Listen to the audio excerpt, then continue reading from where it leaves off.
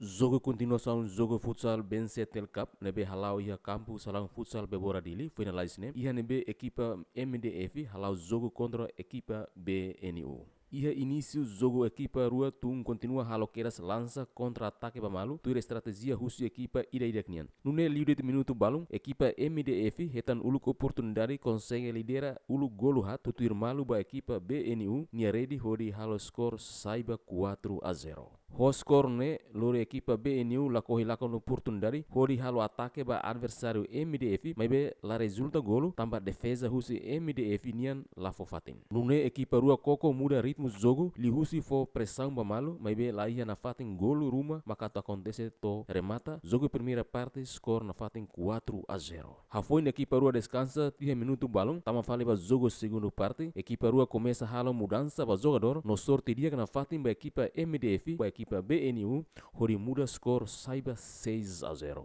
Honune molo kato termina jogo segundo parte remata equipa BNU koko muda ritmo jogo no ia duni resultado consegue lidera golo rua tutuir malu ba equipa MDF hodi muda skor saiba 6-2 to termina jogo segundo parte remata. David Gonçalves, Gemen.